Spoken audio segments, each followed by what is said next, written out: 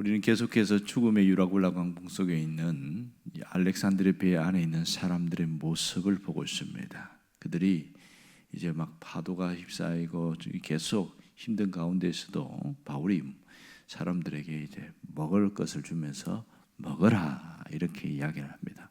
그런데 사람들이 먹는 것을 주저하지요. 왜냐하면 그들은 14일 동안 먹지도 마시도 못하고 거의 죽을 지경으로 금식 아닌 금식을 했던 사람들이기 때문에 그렇습니다. 그들은 이러한 가운데 딱딱한 음식을 먹게 되면 상당히 위험해질 수 있다는 것을 잘 알고 있습니다. 그래서 먹는 것을 상당히 두려워한 것이죠. 근데 바울이 하나님께 감사 기도한 이후에 스스로 먹고 아무 탈이 나지 않는 것을 보고서 그제야 안심을 하고 먹고 있습니다. 오늘 우리가 주목할 것은 그 이후에 일어난 일입니다.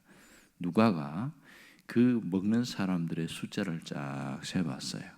그랬더니 일일이 세보니까 276명이었더라 이렇게 표현하고 있습니다.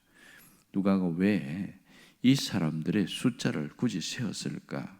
이 죽음의 광풍 속에 수를 일일이 셀 필요가 없거든요. 근데 이렇게 세는 데는 뭔가 또 다른 이유가 있겠지요.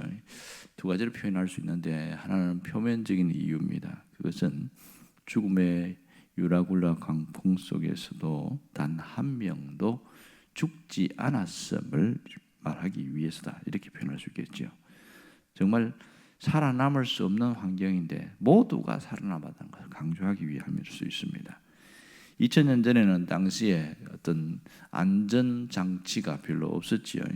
그러면 이렇게 선박이 폭풍우에 휩싸이면 종종 죽는 자들이 나왔습니다. 예를 들면 갑판 위에 서 있다가 중심을 잡지 못해서 바다에 빠지는 사람도 생기기도 했고, 또 요동치는 이 선체에 부딪혀가지고 뇌진탕으로 또 이렇게 돌아가시는 분도 있고, 어떤 분은 산더미 같은 파도에 휩쓸려가지고 심장이 멎는 쇼크사로 죽기도 합니다. 또 그 중에는 허약 체질로 먹지도 마시지도 못해서 14일 동안 못 먹었으니까 아사로 이렇게 병들어서 죽는 사람도 있을 수 있는 거죠. 만약 이 배가 파손되거나 전복되었다면 사람들은 생존 확률이 거의 제로에 가까웠을 겁니다. 자, 여기서 열나흘 동안 먹지 못한 사람들 가운데 단 한 명의 사상자도 나오지 않았다. 이것을 간접적으로 보여주는 것이 276명이었더라 이렇게 이야기를 하고 있습니다. 하지만 누가는 숫자를 세는 행정안전부 요원 그런 사람이 아니었죠. 또 이면적인 이유가 또 하나 있을 거란 말입니다. 그게 뭐냐? 여기에 보이지 않는 또 다른 이유가 뭐냐는 것을 찾는데, 그것은 오늘 37절에 보면 우리가 이런 우리라는 단어를 쓰고 있죠. 배에 있는 우리의 수는 그렇습니다. 이 우리의 수는 이렇게 했을 때 누가가 우리라는 단어를 사용한 걸 잘 봐야 됩니다. 자, 여기서 바울이 27장 1절에도 우리라는 단어를 썼어요. 그때의 우리는 누가를 포함한 바울과 아리스다고 3명을 말합니다. 그리고 중간에 18절에도 우리가 풍랑으로 심히 애썼고 이렇게 우리라는 단어를 써요. 이때 우리는 바울과 3명을 똑같이 이야기합니다. 그러니까 우리가 이야기할 때 지금 3사람이 이 풍랑 때문에 막 죽을 고생을 하고 있다, 그 얘기를 하고 있습니다. 누가는 바울에 비해서 비교적 젊은 사람인데 불구하고 이 풍랑에 기진맥지 못할 만큼 힘들었다, 그렇게 말합니다. 그런데요, 오늘 37절에서 똑같이 우리가 이렇게 말합니다. 그러면 앞에 우리와 뒤에 우리는 완전히 달라요.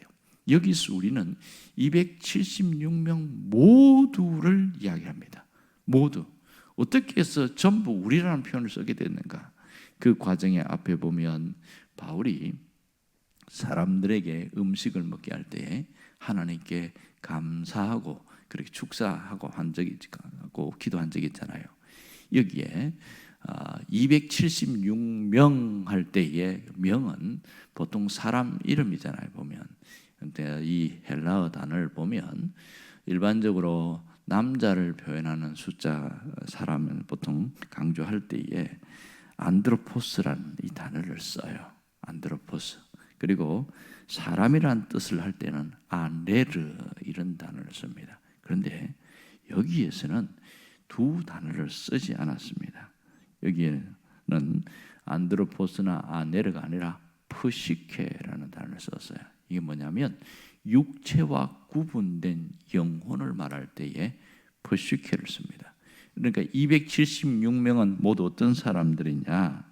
이 사람들은 참 생명을 취한 그런 사람들이다. 다시 말해서 우리 식으로 표현하면 신앙을 가진 예수를 믿는 사람, 영혼이 거듭난 사람 이렇게 표현할 수 있는 것이죠. 이게 이면적 이유입니다. 알렉산드리아에 있는 276명 이 모두는 영혼이 거듭난 사람들이다. 이런 표현 때문에 이것이 바로 276명을 강조한 이유였던 것을 알 수가 있습니다.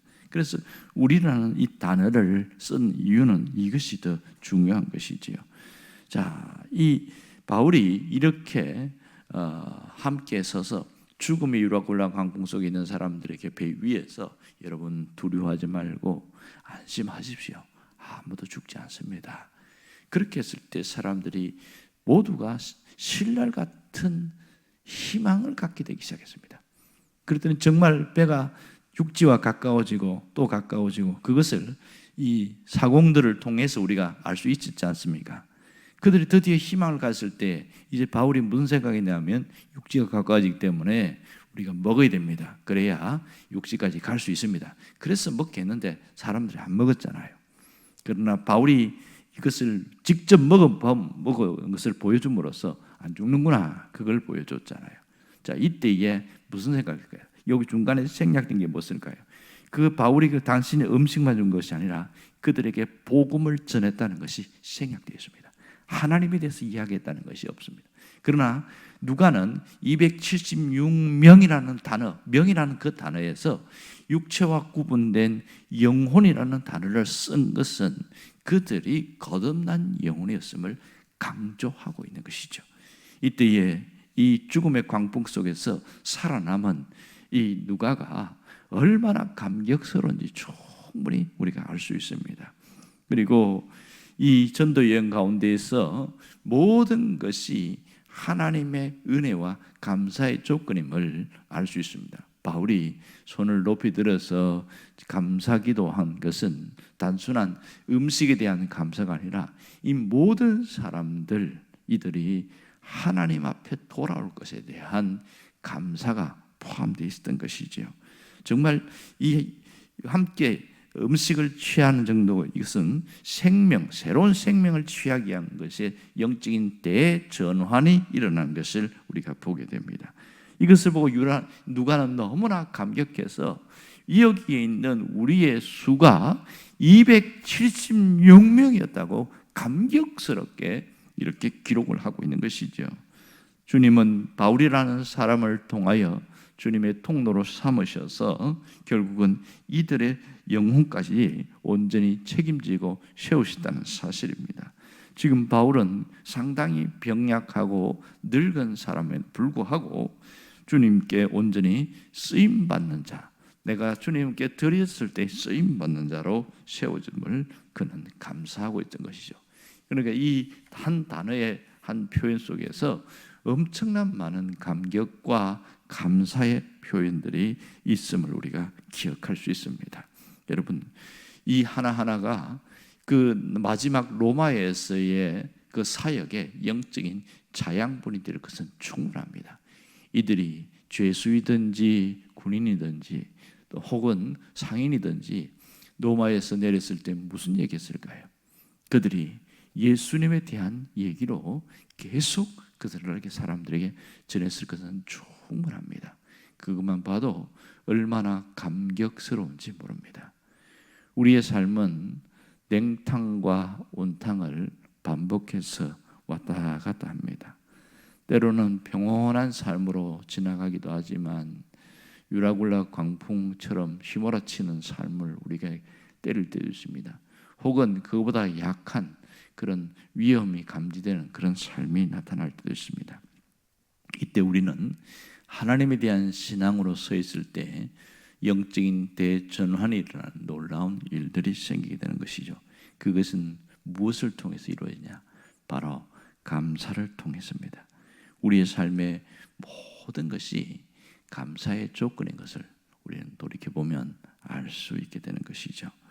모든 사람의 한 사람 한 사람이 삶 가운데서 내가 살아있는 것 자체가 얼마나 소중하고 귀한지를 알면 삶을 헛되이 보내지 않음을 알 수 있습니다. 정말 우리의 삶을 가만히 돌이켜보면 정말 죽을 뻔한 그런 위기도 있었고 경제적으로 그렇게 허리를 졸라매야 할 만큼 고통스러울 때도 있을 겁니다.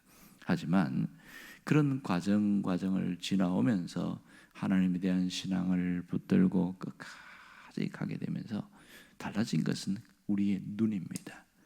우리의 눈이 변화가 일어나는데 어떻게 변화되냐면 현실을 직시하면서 또 다른 눈으로 하나님을 보게 되는 것이죠. 하나님께 초점을 맞추다 보니까 뭐가 달라지냐면 상황을 해석하는 그런 모습, 현실에 대한 해석이 달라지더라. 이것을 알 수 있습니다. 옛날에는 현실에 대해서 그대로 좋으면 좋은 대로 반응하고 나쁘면 나쁜 대로 반응하고 그렇게 살아왔다면 점점 믿음이 성숙하고 성장할수록 이 상황 너머에 계신 하나님을 보게 되어지고 그 하나님을 붙들고 살려는 그런 변화가 일어난다는 것을 알 수가 있습니다. 이것이 우리의 신앙 안에서 있는 영적인 변화입니다. 대전환은 이렇게 일어납니다. 우리 내면 안에서 놀라운 변화가 일어났습니다. 제가 오래전에 학교에 다닐 때에 아버지가 교회를 못 나게 하는 그런 일들이 있었어요. 굉장히 핍박이 심할 때가 있었는데 그래서 저를 가르치던 장로님에게 장로님 너무 힘듭니다. 신앙생활이 이렇게 어려우면 어떻게 합니까? 그래 가만히 듣기만 하더라고요. 그래 그랬냐 힘들겠네 그러는 거예요. 보통 이제 이런 상황 됐을 때 뭐라고 얘기하냐면 당분간은 제가 좀 쉬겠습니다. 이렇게 보통 나온대요. 그런데 제가 뭐라고 그러냐면 저는 그래도 신앙생활을 끝까지 할 겁니다. 그렇게 얘기하니까 참 기특하다고 그리고 기도를 해주더라고요. 그 다음부터 또 태도가 달라집니다. 뭐라고 하든지 말든지 때로는 낯들고 설치면 무조건 도망가는 겁니다. 하여튼 36개가 최고예요. 그렇게 도망을 가야 돼요. 안 그러면 뭐 얼마나 맞을지 모릅니다. 지게라고 막대기 있는데 지게를 받치는 그 지게 작대기를 갖고 두들겨 펴려고 하면 그거 맞으면 엄청 아픕니다. 무조건 도망가야 됩니다. 그렇게 해가지고 살아남은 적이 있는데요. 집에 들어갈 수가 없으니까 밤에 지키고 있으니까 갈 데가 없어서 예배당에 왔어요. 하필이면 예배당이 얼마나 추운지 시골 예배당이 되게 춥습니다. 이거 추운데 이불도 없고 어떻게 살까? 방법을 찾았는데 그 보통 보면 이제 그 장의자에 보면 그 긴 그 방석이 있지 않습니까? 그게 이제 깔려 있는 거예요. 근데 우리는 붙어 있지만 그게 따로 떨어졌거든요. 그걸 겹겹이 쌓아가지고 다 오래갖고 꽉 채워가지고 있으니까 나름 따뜻하더라고요. 그래갖고 하룻밤 지나고 새벽에 눈 비비고 일어나고 그래갖고 싹 정리하고 새벽기도 하고 그래갖고 간 적도 있고 그렇게 버텨내니까 결국은 이렇게 막 무섭게 몰아치는 그 아버지의 성화를 내가 이겼죠. 이겨냈어요. 나중에는 네 할 대로 하는데 타협이 들어오는 거예요.